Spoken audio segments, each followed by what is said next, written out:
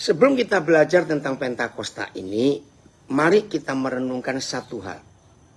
Ada dosa yang lebih jahat, lebih berbahaya daripada sekedar berzina, membunuh, mencuri, dendam, dan sejenisnya. Ada dosa ini. Dan kebanyakan gereja atau umat Tuhan tidak menyadari. Dan ini terjadi ribuan tahun. Sejak gereja pertama lahir di hari Pentakosta di Yerusalem yang tercatat di Kisah Rasul 2. Maka dosa ini sudah terjadi di dalam gereja. Dosa apa itu, saudara? Penyimpangan terhadap firman Tuhan. Dan penyimpangannya nggak tanggung-tanggung. Fatal. Apa itu? Termasuk Pentakosta ini diselewengkan begitu mengerikan, maaf ya, begitu mengerikan penyelewengannya. Ada banyak, nggak mungkin saya akan sebutkan satu-satu bentuk-bentuk penyelewengan daripada firman Tuhan. Justru iblis itu sejak Kejadian 3, bayangkan sejak Kejadian 3 sudah menunjukkan sifat jahatnya, sifat dasarnya yang merusak. Ingat perkataannya kepada Hawa, mungkin kamu salah dengar Hawa. Justru kalau kamu makan buah ini, kamu kan menjadi sama seperti Tuhan.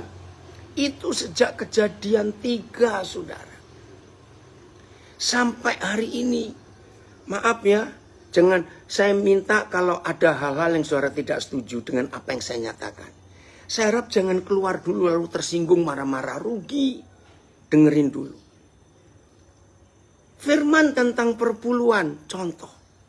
Sama diselewengkan oleh si jahat. Dan ingat, setan itu kalau menyelewengkan kebenaran, itu pakai Alkitab. Sampai klimaksnya, waktu mereka datang ingin menjatuhkan Tuhan Yesus, catat loh. Tuhan Yesus saja ingin dijatuhkan, apalagi kita-kita ini. Masih ingat? Dia pakai firman. Kalau engkau anak Tuhan. Kalau, saudara, seluruh bentuk yang setan buat, itu selalu meragukan kalau, ya jelas Yesus anak Tuhan kok. Hampir terjebak. Nggak berhasil yang pertama. Lalu yang kedua, bukankah sudah tertulis? Kalau anak manusia jatuh, maka malaikat akan menatang, mengangkat, nggak sampai jatuh dari kakinya. Itu memang ada di kitab Mazmur, pakai ayat. Saudara, nggak berhasil juga. Lalu, nah ini loh. 99% penyebab penyimpangan dari kebenaran itu karena cara ketiga setan bekerja dengan uang, dengan materi. Maaf, ketika gereja cinta uang dan para hamba Tuhan mata duitan, maka perpuluhan, ayat-ayat perpuluhan itu jadi makanan empuk untuk menipu jemaat yang bodoh-bodoh.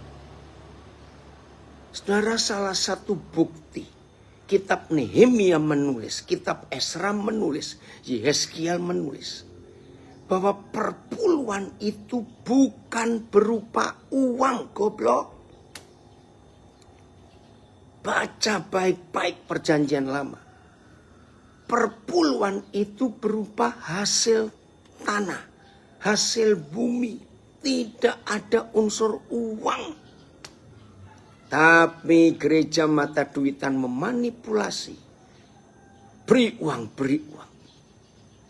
Bahkan orang Israel sendiri sejak tahun 70 Masehi, berarti sudah hampir 2000 tahun sejak tahun 70 Masehi. ketika Jenderal Titus dari pemerintahan Roma menghancurkan Yerusalem dan bait suci hancur sampai hari ini nggak berdiri. Tolong catat. Maka sejak tahun 70 Masehi sampai hari ini, orang Yahudi sendiri tidak pernah bisa, bukan tidak pernah mau, nggak bisa memberi perpuluhan. Alasannya, perpuluhan harus diserahkan di bait suci dan diterima oleh imam. Nah, dua unsur penting ini tidak ada sampai hari ini. Bait sucinya belum ada, imam-imamnya otomatis tidak ada. Karena imam dan bait suci itu menyatu. Kalau satu nggak ada, yang satu juga nggak ada. Jadi bayangkan, nggak ada. Oh, banyak lagi. Ya termasuk Pentakosta. Maka itu saya ulangi. Ada dosa yang lebih jahat daripada perzinahan, pembunuhan, pencurian, iri hati, dendam, dan sebagainya. Yaitu dosa. Firman diselewengkan oleh si setan. Dan itu merusak gereja. Saudara, doktrin contohnya.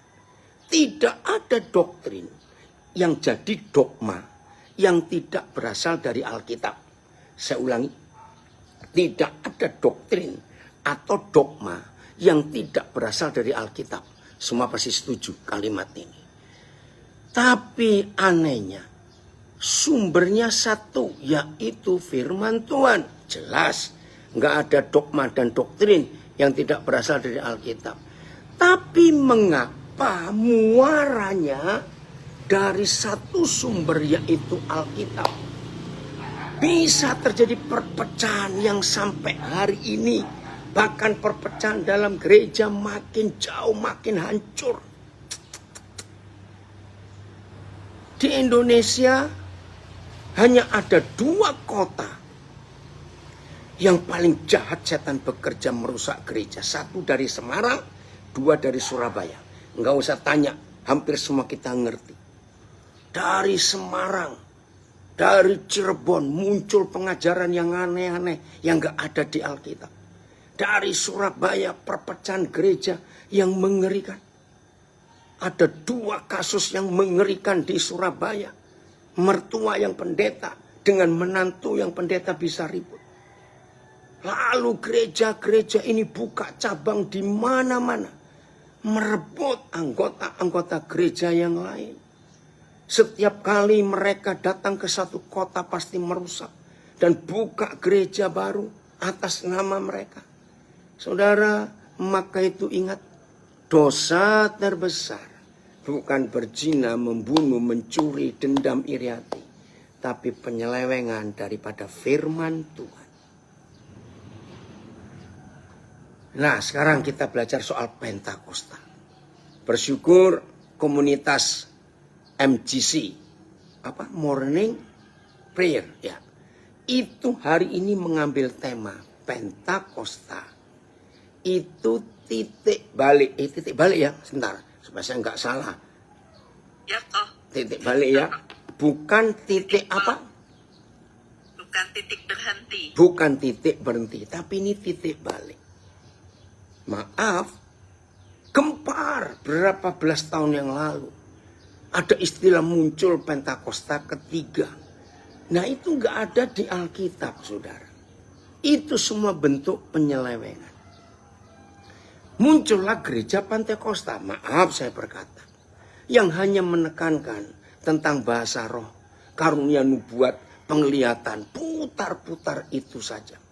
Nah maka itu saya katakan tadi, ketika kita termakan oleh soal ketiga dari si jahat untuk menjatuhkan Yesus Tuhan kita. Lihat itu. Jikalau engkau menyembah aku, maka seluruh harta kekayaan dunia ini aku berikan kepadamu.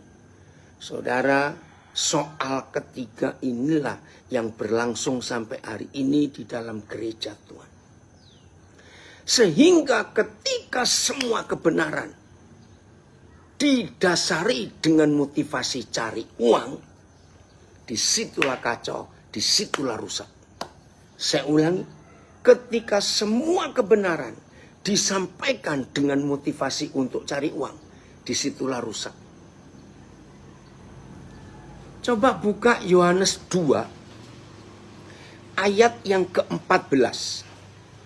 Ini rusaknya Pentakosta. Ya, Yohanes 2 ayat yang ke-14. Maka itu ketika Pentakosta hanya ditekankan kepada bahasa roh, penglihatan, nubuat, dan urapan. Saudara lihat, 99% hamba-hamba Tuhan yang merasa diri nabi, punya urapan, punya kuasa nubuat. Dan anehnya lu saudara, maaf ya saya harus ngomong.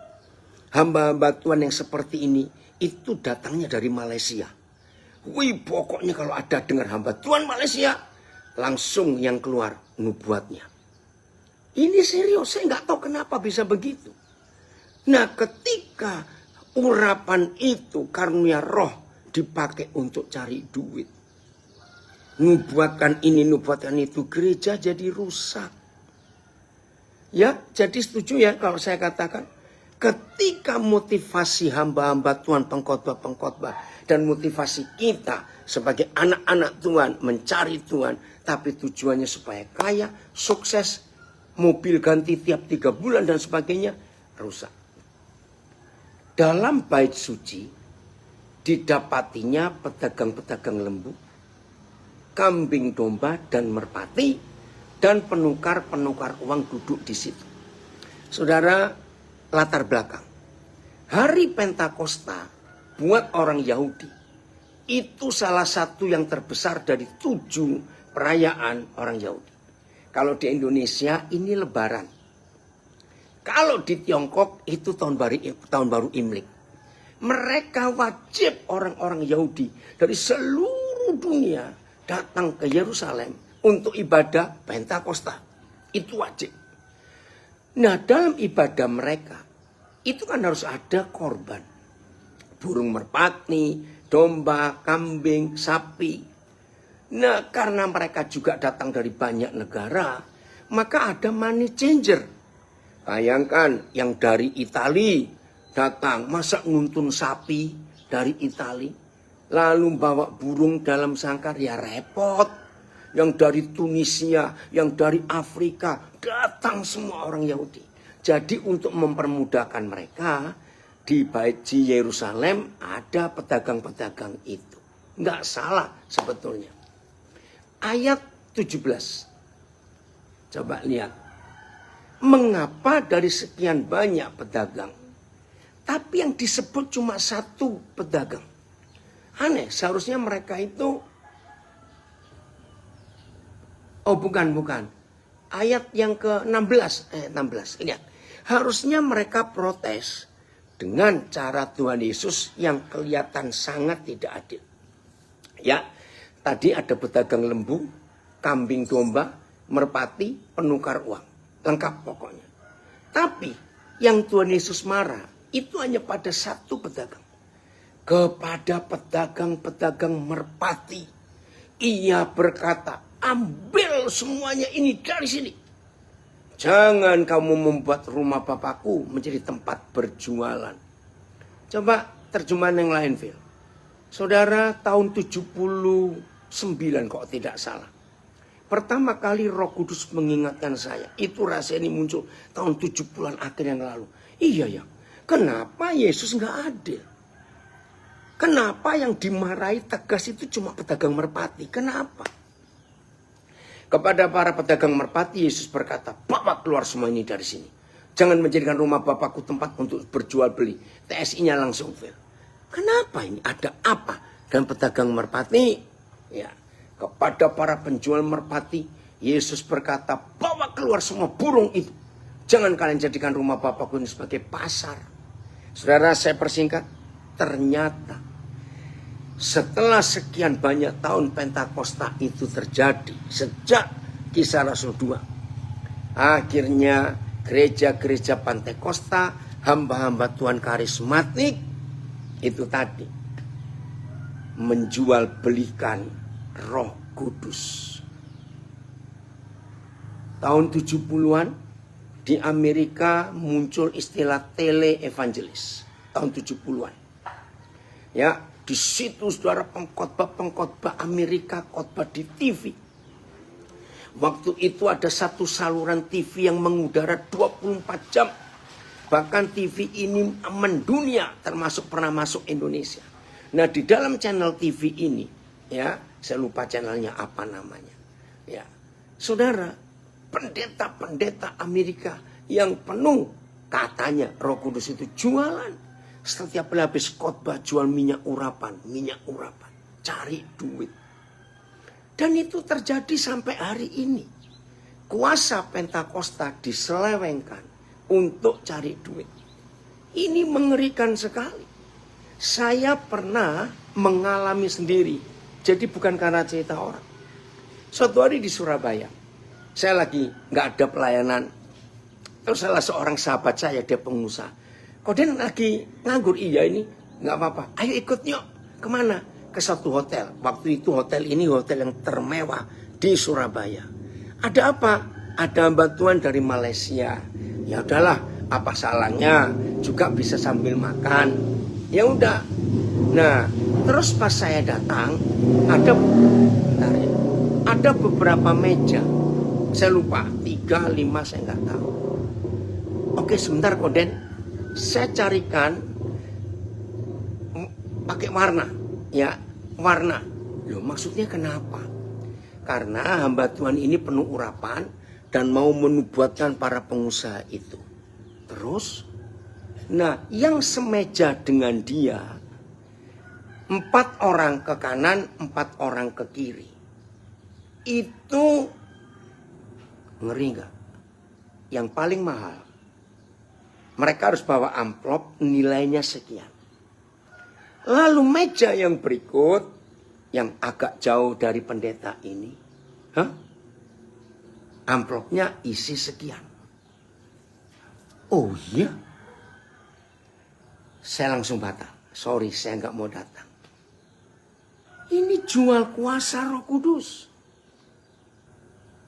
Mengerikan sekali. Dan itu sampai sekarang terjadi. Maka itu gereja-gereja yang aneh ini harus bertobat. Ini bentuk jual belinya burung merpati di rumah Tuhan.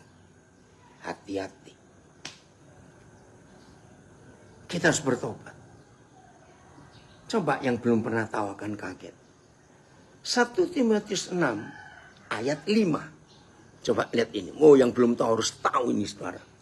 Jahat sekali.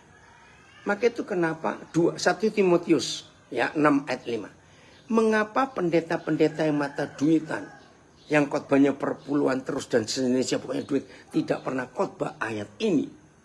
Karena kalau pendeta-pendeta itu mengkhotbahkan 1 Timotius 6 ayat 5, jemaat jadi pinter dan tidak akan memberi. Maka itu nggak pernah khotbah. Percekcokan antara orang-orang yang tidak lagi berpikiran sehat dan yang kehilangan kebenaran, yang mengira ibadah itu adalah suatu sumber keuntungan. Ayat serta terus-menerus membuat perselisihan di antara orang-orang yang pikirannya telah rusak dan menolak kebenaran, yang mengira bahwa kesalehan, naik lagi Fir, adalah cara untuk mendapatkan keuntungan. BIS. Dan perselisihan yang tidak habis-habisnya. Jalan pikiran orang-orang itu sudah buntu dan tidak lagi benar. Mereka menyangka bisa menjadi kaya dari agama. Sudah terbukti. Lihat saudara, agama apa saja termasuk Kristen Katolik, selalu paling mudah untuk tempat cari duit. TS ini lebih gila terjemahnya. Pikiran orang semacam itu sudah menjadi kacau, sehingga mereka tidak mampu lagi membedakan yang salah dan yang benar. Itulah sebabnya mereka selalu menimbulkan pertengkaran. Mereka pikir dengan menjadi guru agama atau pendeta atau hamba Tuhan atau pengkhotbah yang terhormat. Ada di semua agama bukan cara ini. Mereka pikir menjadi guru agama yang terhormat adalah jalan untuk mendapat kekayaan. Lihat statement terakhir. Statement di kalimat terakhir TSI. Menjauhlah dari orang-orang seperti itu. FIA-nya, Phil. Wih, ngeri sekali bukan? Ayo kita bertobat dalam hal ini. Ya, untuk tidak kalah. Ya. Orang-orang yang berdebat itu, yang pikirannya diliputi dosa, tidak tahu berkata benar. Bagi mereka, berita kesukaan Injil hanya sekadar alat untuk mendapat uang. Hati-hati. Jauhkanlah dirimu dari mereka. VMD-nya, Phil. Coba lihat VMD-nya. Mereka selalu mengadakan kesusahan. Karena mereka mempunyai pikiran yang kacau. Yang kehilangan pengertian akan kebenaran. Mereka mengira bahwa melayani Tuhan merupakan suatu cara untuk menjadi kaya. Kurang ajar betul. Ini loh saudara yang kita harus tahu. Jangan menjual belikan Roh Kudus. Roma 11 ayat 35. Nah, ini 2 ayat saja di Perjanjian Baru. Yang gereja-gereja mata duitan gak pernah khotbah. Karena kalau 2 ayat ini disampaikan sebagai kebenaran, maka jemaat jadi pintar dan gak bisa dibodohi oleh pendeta-pendeta yang mata duitan itu. Atau siapakah yang pernah memberikan sesuatu kepada Tuhan sehingga Tuhan harus menggantikannya? Coba bayangkan. Atau siapakah yang pernah memberi hadiah kepada Tuhan sehingga Tuhan harus membalasnya kembali? Kan begitu khotbah-khotbah pendeta mata duitan. Beri, saudara, beri. Maka saudara akan diberi. Jangan takut. Perpuluhan milik Tuhan. Buah sulung milik Tuhan. Itu mata duitan semua. Dan itu memperjualbelikan Roh Kudus. PS, siapakah pernah memberi sesuatu kepada Yahweh sehingga bisa menuntut balasannya? Wah, TSI. Siapa yang pernah meminjamkan sesuatu kepada Tuhan sehingga Tuhan wajib membayarnya? Gak ada. Jangan salah khotbah tentang uang. VMD-nya, Phil. Ya. Ayo kita belajar ini. Siapa yang pernah memberi sesuatu kepada Tuhan? Tuhan tidak pernah berutang pada siapapun. FIA-nya. Nah, inilah 2 ayat yang tidak akan pernah dikhotbahkan oleh gereja yang mata duitan. Dan siapakah yang pernah dapat memberikan cukup banyak kepada Yahweh sehingga dapat menuntut sesuatu dari Dia? Nggak ada. Ayo kita belajar ini. Betul, ini anak saya dari Brisbane. Banyak itu papi, betul. Woi, dari Cai. Jauh ya. Ayo kita lihat sekarang. Lalu apa arti Pentakosta? Kita lihat 2 ayat lebih dulu di Injil Yohanes. Pentakosta itu pencurahan kuasa Roh Kudus. Yohanes pasal yang ke-13. Ya. Ayat yang Yohanes 16 ayat 13. Maaf. Kita lihat dulu ayat ini. Yohanes 16 ayat 13. Kenapa harus ada Roh Kudus? Tetapi apabila Roh Kudus itu datang, yaitu Roh kebenaran, Pentakosta itu akan memimpin kamu ke dalam seluruh kebenaran. Sebab kuasa Pentakosta itu, yaitu Roh Kudus, tidak akan berkata-kata dari dirinya sendiri. Tetapi segala sesuatu yang didengarnya dari Bapa, itulah yang akan dikatakannya.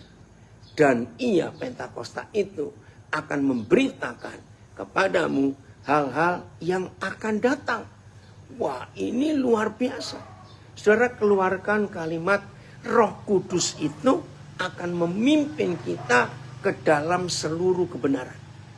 Kapan saya mendapatkan rahasia kalimat ini?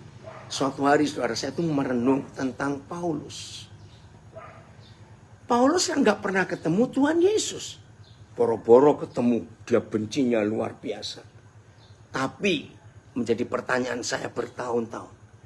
Pribadi yang gak pernah ketemu Tuhan Yesus, tapi bisa menulis 14 kitab perjanjian baru dari 27. Jadi Matius sampai Wahyu itu 27. Nah, tulisan Paulus itu Roma sampai Ibrani. Hitung 14. Hah, dari mana? Begini pola pikir saya waktu itu. Tuhan Yesus kan gak pernah ninggalin buku untuk jadi pelajaran. Tuhan Yesus kan tidak pernah buat sekolah teologi. Betul tidak? Ini dia. Ayo kita sadar. Lalu dari mana? Coba yang punya waktu bongkar. Kira-kira 90% firman yang disampaikan oleh Paulus dalam 14 kitab perjanjian baru, 90%-nya belum pernah dikotbahkan, diajarkan oleh Tuhan Yesus. Itu membuat pikiran saya, lalu dari mana saudara kita ini bisa menemukan 90% kebenaran yang Yesus pernah ajarkan?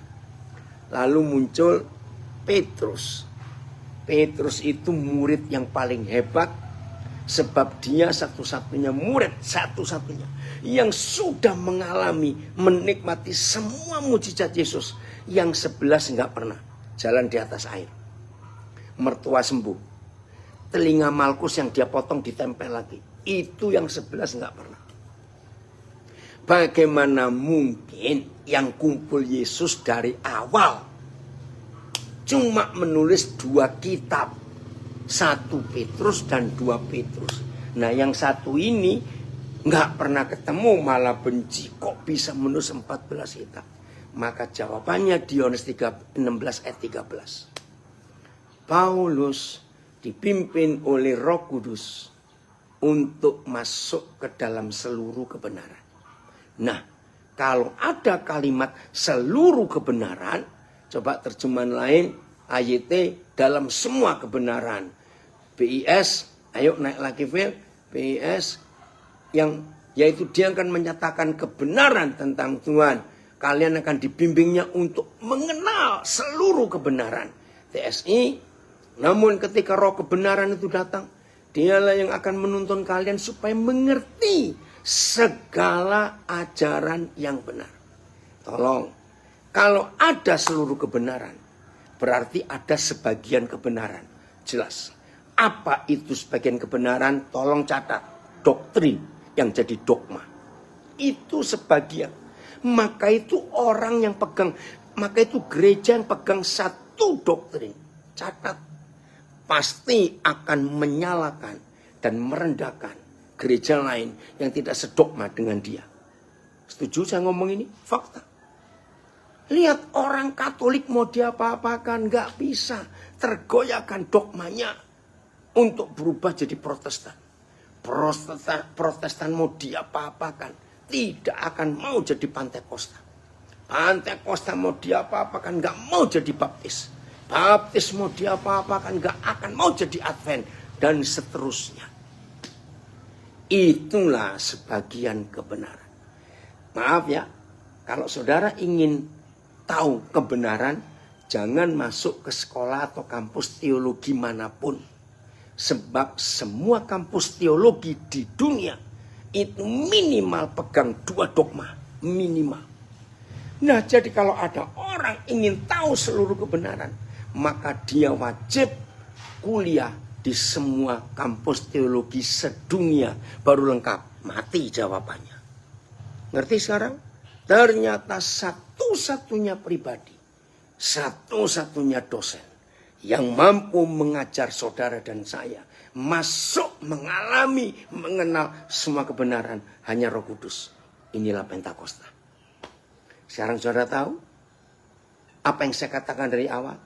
Dosa terbesar bukan berzina, bukan membunuh, mencuri, dendam, iri hati, dan seterusnya. Tapi dosa terbesar itu penyelewengan kebenaran.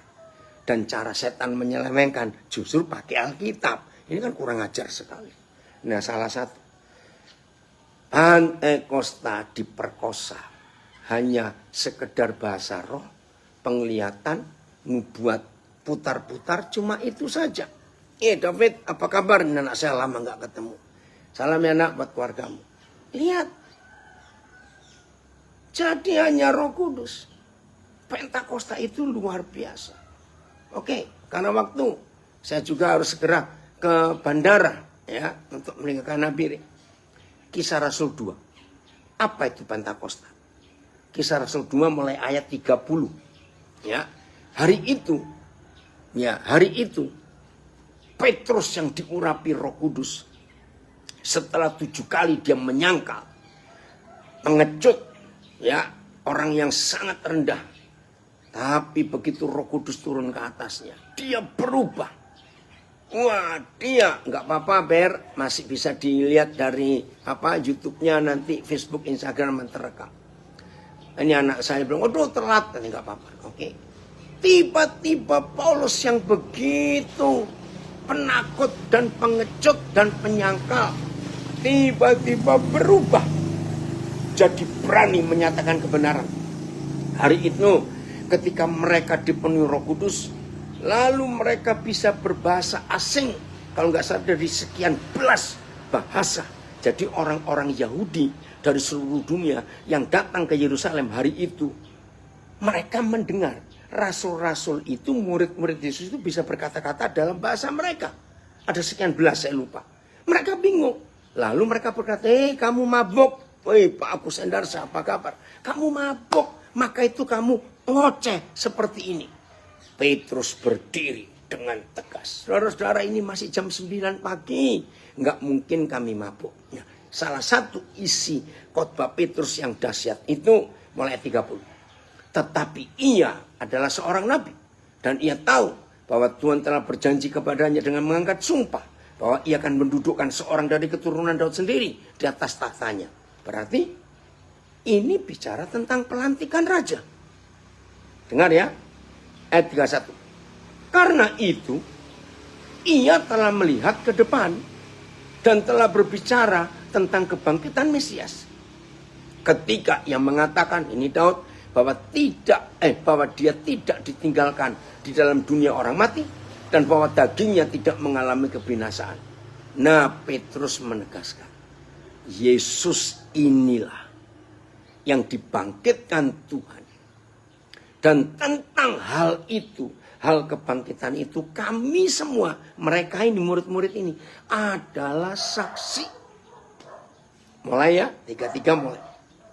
Dan sesudah Yesus ditinggikan oleh tangan kanan Tuhan, hari Kamis, tanggal berapa ya? 6 ya.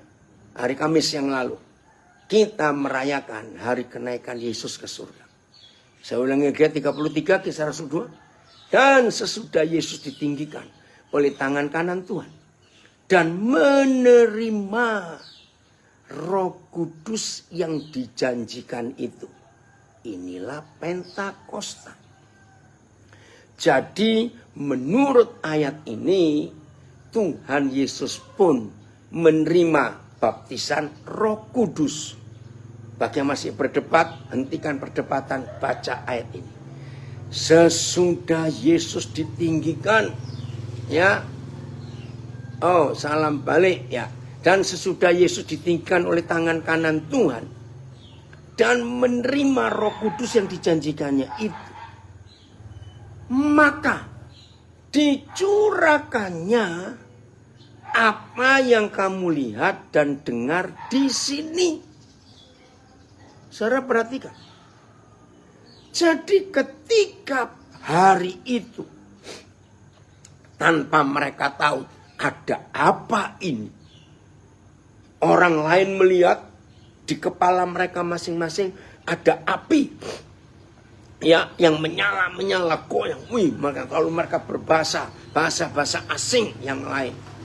Nah, Petrus mendapat urapan dan pewahyuan yang luar biasa. Dan berkata, hei saudara-saudara, kami tidak mabuk. Apa yang kamu lihat sekarang ini, kami seperti ini, dan yang kamu dengar di sini sekarang ini Pentakosta.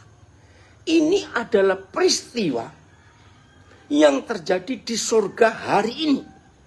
Saudara, maka itu tema kita luar biasa. Terima kasih komunitas MGC memberi tema kita Pentakosta.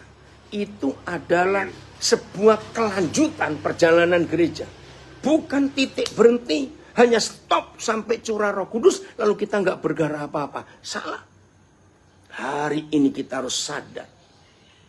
Rupanya begini, ya kalau saya pakai istilah manusia. Yesus naik, lalu di surga ada penyambutan bahwa inilah Raja segala raja dan Tuhannya Tuhan yang 10 hari lagi akan dilantik menerima urapan menjadi raja. Saudara, mengapa Yesus harus diurapi? Sebab dia bukan orang Lewi. Kalau Lewi otomatis imam. Tapi Yesus itu suku Yehuda. Untuk mengesahkan dia adalah imam besar, maka harus ada upacara pelantikan. Nah, sejak zaman perjanjian lama, semua orang yang punya jabatan nabi, imam, raja, 3 itu ya, nabi, imam, raja, wajib dituangi minyak. Itu sudah kebenaran yang hakiki, yang mutlak, yang tertulis di perjanjian lama. Jadi Yesus naik di hari kenaikan, ternyata 10 hari itu seluruh malaikat di surga dan seluruh penghuni surga sibuk mempersiapkan acara besar. Ingat pelantikan Raja Henry III setelah Ratu Elizabeth II wafat. Lalu Pangeran Charles dilantik. Lihat pelantikannya. Wih, megah sekali. Saudara. Nah, hari itu Tuhan Yesus diurapi dengan minyak, itulah Roh Kudus, itulah Pentakosta. Lalu Petrus berkata, saudara-saudara, kami tidak mabuk. Tapi apa yang kamu lihat, kembali 33 ya, tetapi apa yang kamu lihat di sini, Pentakosta ini, dan yang kamu dengar sekarang ini, kami tidak mabuk. Tetapi kami adalah tubuhnya, kepala kami sedang dicurahkan minyak di surga. Nah, untuk mengenal ayat 33 Kisah Rasul 2, kita ingat Mazmur 133. Coba kita lihat. Mazmur 133. Kenapa ini? Oke. Maaf. Ya, Mazmur 133. Oh, ada apa ini? Kok gelap berubah?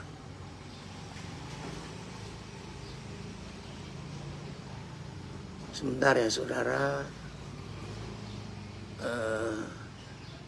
Oke, ya. Mulai 1. Ya. Nyanyian Siara Daud. Sungguh alangkah baiknya dan indahnya apabila saudara-saudara diam bersama dengan rukun. Nah, Pentakosta itu selalu terjadi karena ada kesatuan, kerukunan, kebersamaan. Tapi dogma menghancurkan kerukunan gereja. Dogma memecah belah tubuh Kristus dan mereka berhasil. Maka itu ketika gereja tidak rukun sesama saudara, sesama anggota tubuh Kristus, setan yang menang. Seperti minyak yang baik di atas kepala. Yesus kepala gereja. Di hari Pentakosta, kepala dituangi minyak untuk melantik dia sebagai raja. Lalu minyak itu meleleh ke janggut. Mengapa ada kata janggut? Nggak usah diskusi janggutnya model apa, nggak usah. Tapi kata janggut itu menunjuk kedewasaan. Karena anak kecil nggak punya janggut, nggak punya jenggot, nggak punya kumis. Kalau anak kecil dia punya jenggot, ada yang salah. Ya, seperti minyak yang baik di atas kepala, meleleh ke janggut.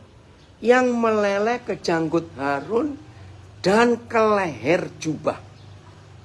Saudara, yang pakai jubah itu bukan kepala tahu, tapi tubuh. Nah, jadi hari itu Tuhan Yesus dituangi minyak kepalanya, lalu meleleh ke gerejanya yang ada di dunia. Itu yang Petrus ucapkan. Yang kamu lihat dan dengar di sini, saudara-saudara, ini Yesus sedang dilantik jadi raja. Maka itu minyaknya turun sampai ke tubuhnya yang ada di dunia, yaitu gereja. Saudara bayangkan, jadi Pentakosta itu adalah pelantikan Yesus sebagai raja. Rajanya raja-raja dan tuannya tuan-tuan. Lalu saudara dan saya sebagai gereja kena dampaknya karena kita tubuhnya. Kurang ajar gak penyelewengan setan ini? Jadi kalau kita mengalami kuasa Pentakosta, sebetulnya saudara dan saya sedang dilantik menjadi raja. Ini luar biasa. Kita sedang dilantik menjadi raja. Untuk apa?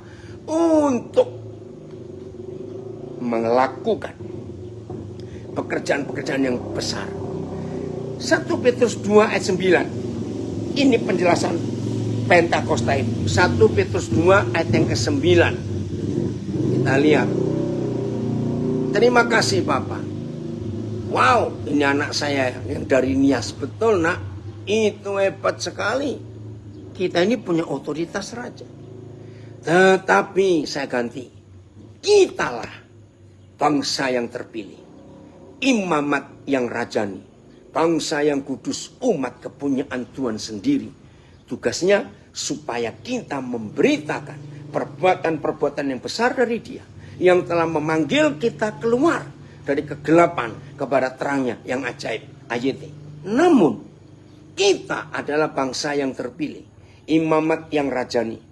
Bangsa yang kudus, umat kepunyaan Tuhan sendiri. Supaya kita dapat memberitakan kebaikan-kebaikannya. Yang telah memanggil kita keluar dari kegelapan. Menuju kepada terang yang ajaib. BIS. Tetapi kita adalah bangsa yang terpilih. Imam-imam yang melayani raja. Salah terjemahnya. Imam-imam dan raja-raja. Bangsa yang kudus khusus untuk Tuhan. Umat Tuhan sendiri. Tuhan memilih kita dan memanggil kita keluar dari kegelapan untuk masuk ke dalam terangnya yang gemilang. Maaf, saya harus charger dulu. Ya, masuk dalam terangnya yang gemilang. Wih, luar biasa. Ya, terus dengan maksud supaya kita menyebarkan. Ya, ini maksudnya. Supaya kita menyebarkan berita tentang perbuatan-perbuatannya yang luar biasa. TSI. Tetapi kita sudah dipilih Tuhan menjadi umatnya yang istimewa. Bangsa yang suci dan imam-imam untuk melayani Dia yang adalah Raja Agung. Semuanya itu diperbuat Tuhan bagi kita. Supaya kita mengabarkan hal-hal yang luar biasa yang sudah dilakukan. Yang sudah Dia lakukan. Khususnya ketika Dia memanggil kita keluar dari kegelapan dan masuk ke dalam terangnya yang luar biasa. Saudara, inilah penjelasan yang paling tepat untuk mewakili seluruh perjanjian baru di dalam perjanjian lama. Siapa kita? Saudara, dari 12 suku Israel. Maka ada dua.